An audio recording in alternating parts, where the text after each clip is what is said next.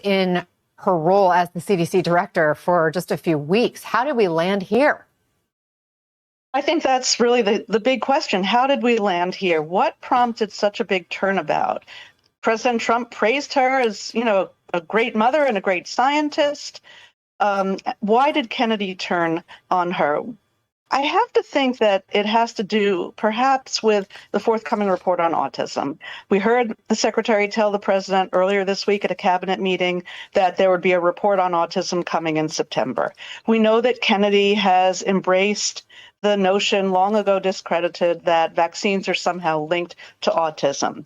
Is it possible, and I don't know this is not information I've reported out, but is it possible that he was concerned that Susan Menares would reject whatever finding came out of that report, reject perhaps a vaccine advisory committee recommendation having to do with vaccines and autism?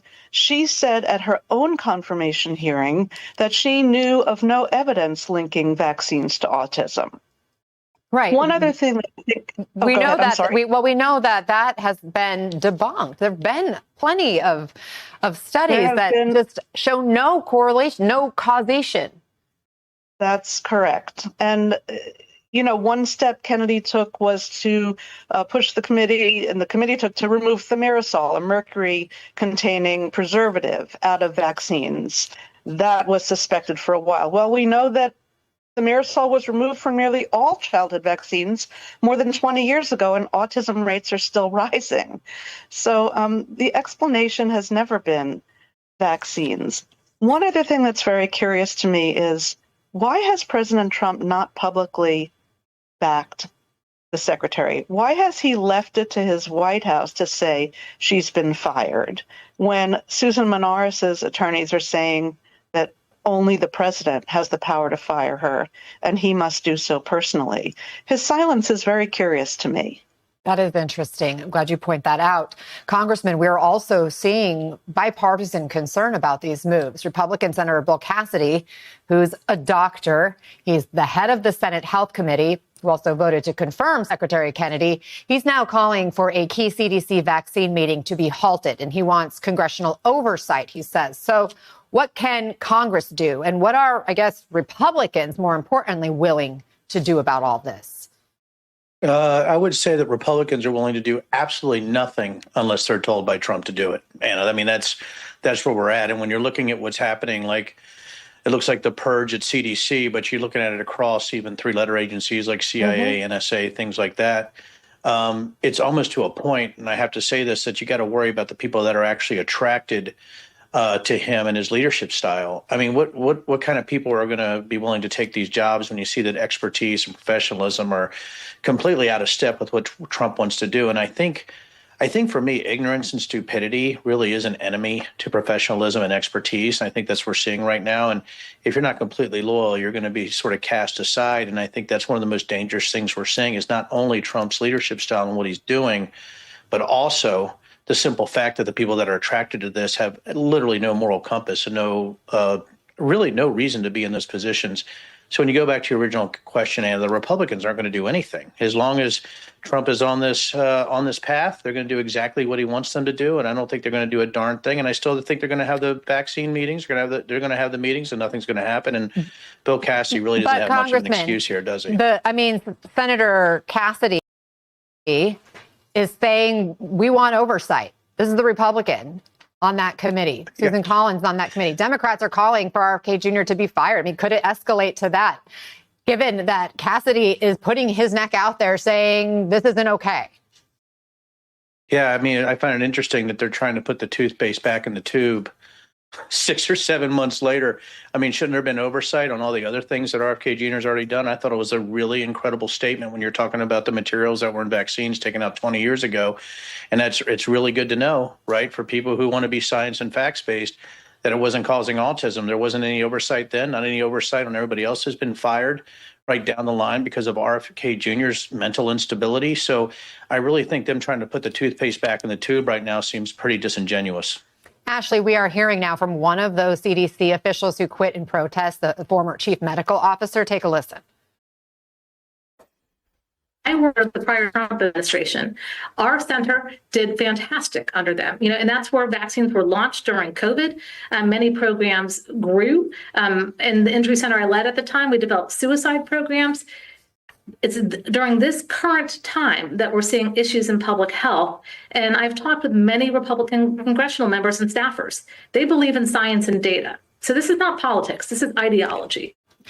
Ashley, she says, this is not politics. This is ideology.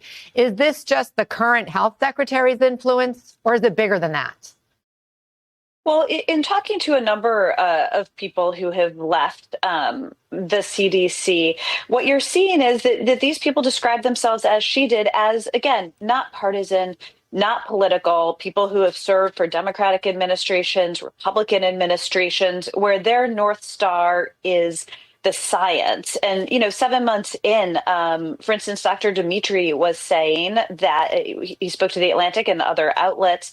He was saying that, his job, he viewed it, was to the American people elected Donald Trump. Donald Trump put RFK Jr. as his health secretary, and his job was to help execute the vision of the health secretary within the bounds of science and data. And so this split is coming when these officials believe that what is happening now is just willful disregard for the science and data. And as the now potentially fired, I know it's a legal issue, but CDC director said also being asked to do what she believes were some things that are illegal. Congressman, as we've sort of touched on already, this is just the latest, the CDC shakeup. The president fired the head of the Bureau of Labor Statistics. He's attempted to fire one of the Fed governors. We also saw the administration just this week place FEMA employees on leave after they wrote a critical letter. So apparently these are moves to quash dissent. And that's on top of all the investigations into political rivals. With Washington filled with yes men right now for President Trump, is there anyone left to check his power? No. I mean, really, everything that you're seeing right now, this sort of purge throughout government is really in preparation for the 2026 midterms. I think, if you look at right-wing propaganda, you look at the data that's going out or the information that they're putting out on X or some of these channels that are ludicrous, it's really in preparation for the 2026 midterms because it's also Heather Honey, right, Anna? I mean, an actual election denier is now sort of the election czar for the United States. I mean, this is ludicrous. And I think what you're saying is really this. I love that statement that it's ideology and not politics, but it's even worse than that. It's politics based on sort of this this weird nationalistic sort of look at the way things are going, and that you have to be completely loyal to President Trump in order to serve, regardless of any type of credentials that you might have. And I think it's not just CDC, which incredible, but BLS, I think, is just incredibly important for us to know, and the three-letter agencies. But putting somebody like an election denier in charge of our election security, like Heather Honey, I think also speaks to how insane this administration has become. Ashley, the administration appears to be focused on remaking nonpartisan institutions traditionally in Trump's vision. What do you see as the risks of these agencies becoming politicized? I mean, there's tremendous risks. First of all, this represents a huge break from Trump's first term, where, just to point to his Attorney General, Jeff Sessions, who he wanted to fire forever, but he was restrained from doing because people said this will hurt your credibility. This could cause a national crisis. Now those guardrails are gone. But the end result that all of this has is further eroding trust in institutions and politicizing them. So regardless of what you believe, any American looking at what's happening at the CDC, depending on what their personal politics are, their personal ideology is, has reason to not trust a federal health agency that at some point may be giving the American people guidance on how to protect ourselves from Ebola or a new, more virulent strain of coronavirus. And again, as the congressman was saying, it's not just the CDC, it's the Bureau of Labor Statistics, it's the national security agencies, it's even the courts and the Congress. There's just increasingly less trust in institutions where, to begin with, there was already a pretty low level of trust. Guys, I got to leave it there. Cheryl, I owe you an extra question next time around. Cheryl Gay Stolberg, actually, for American health. Absolutely. Thank you so much for joining us, Cheryl, Ashley Parker, and